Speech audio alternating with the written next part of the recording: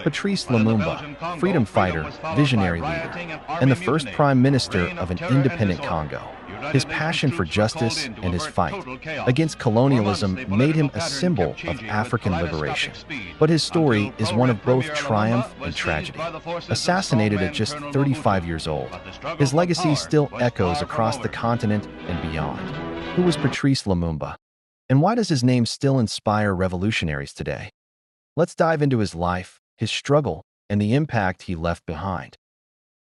Patrice Lumumba was a pivotal figure in African history, particularly in the struggle for the independence of the Democratic Republic of the Congo, DRC, from Belgian colonial rule. His life, political career, and tragic assassination remain symbols of African nationalism, anti-imperialism, and the fight for self-determination. Early life and background. Patrice Emery Lumumba was born on July 2, 1925, in Onalua, a small village in the Katakakome region of the Belgian Congo, now the Democratic Republic of the Congo. He came from the Tetela ethnic group, which had its own distinct traditions and language. Despite the colonial system that suppressed African education and political engagement, Lumumba was able to attend missionary schools where he received a Western-style education. He was an avid reader, self-educated in subjects like politics, history, and philosophy. As a young man, he worked as a postal clerk in Stanleyville, now Kisangani, where he became known for his intelligence and leadership abilities. His interactions with Belgian officials and exposure to the inequalities in colonial society fueled his desire to fight for Congolese independence. Entry into politics and the fight for independence. In the 1950s, Lumumba became involved in nationalist movements advocating for Congolese self-rule. He joined the Liberal Party of Belgium and later co-founded the Mouvement National Congolais, MNC, in 1958, a political party dedicated to unifying Congolese people beyond tribal lines and securing independence from Belgium. One of the defining moments of Lumumba's political career was the All-African People's Conference in Ghana, 1958, organized by Kwame Nkrumah, the first president of an independent Ghana. This conference reinforced Lumumba's vision of a united Africa, free from colonial rule. Inspired by Pan-African ideals, he intensified his efforts to demand an end to Belgian control. In 1959, protests and riots erupted across the Belgian Congo as nationalist groups, including the MNC, called for independence. Lumumba was arrested but soon released due to increasing pressure on the Belgian administration. By 1960, Belgium, realizing it could no longer suppress the growing independence movement, agreed to grant the Congo independence. Independence and Lumumba as Prime Minister. On June 30, 1960, the Democratic Republic of the Congo officially gained independence. Patrice Lumumba became the country's first Prime Minister, while Joseph Kasavubu was appointed president. However, the transition was far from smooth. During the independence celebrations, King Baudouin of Belgium delivered a speech praising the civilizing mission of Belgian colonial rule. Lumumba, in a bold and historic response, delivered a fiery speech condemning the brutal history of colonialism, stating, "We are no longer your monkeys. The Congo's independence is not a gift from Belgium, but the result of struggle." His speech electrified the Congolese people but infuriated Belgium and Western powers, who saw Lumumba as a radical threat to their interests in Africa.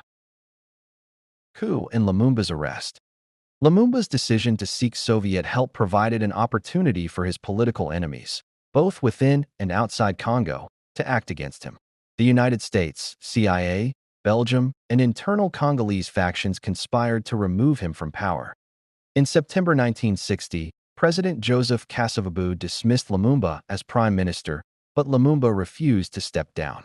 A power struggle ensued, leading to a military coup led by Colonel Joseph Mobutu, later known as Mobutu Sese Seko, with Western backing.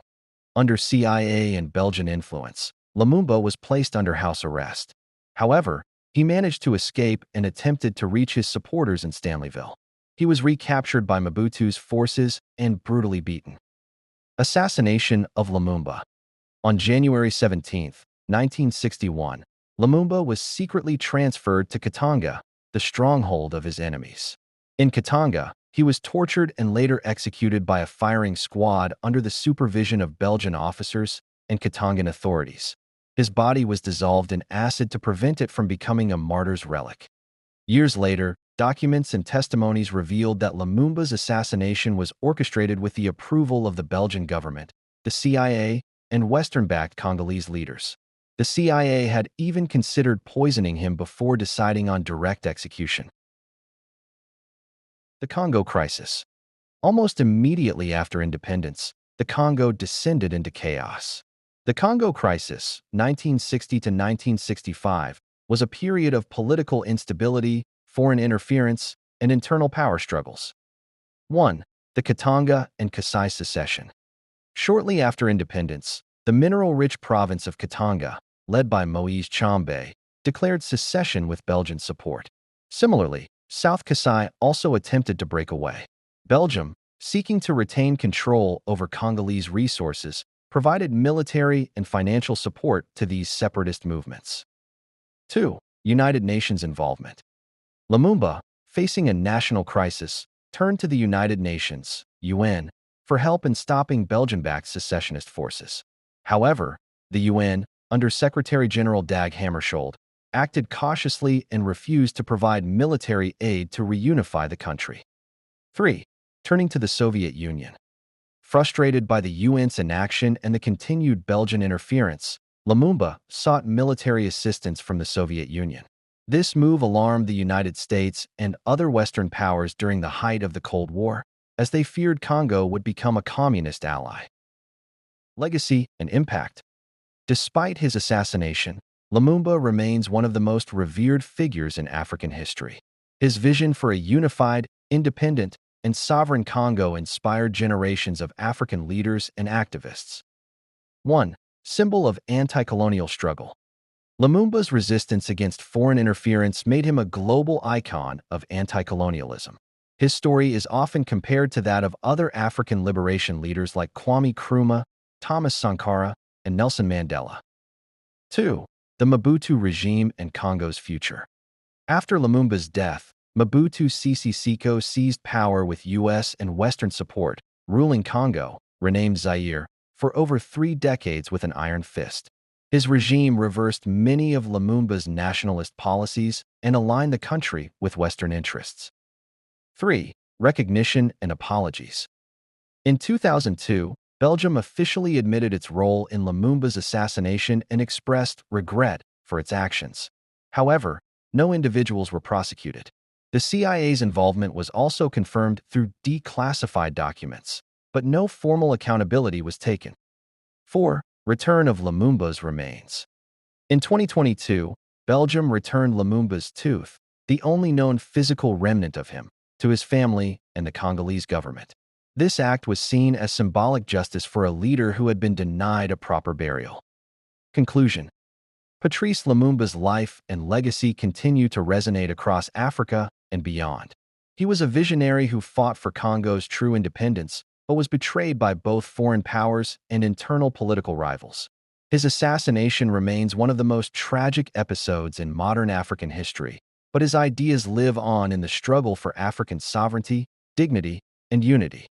His story serves as a reminder of the complex and often brutal legacy of colonialism and the ongoing fight for self-determination in many parts of the world. Today, Lumumba is celebrated as a martyr, a revolutionary, and a hero who gave his life for the liberation of his people.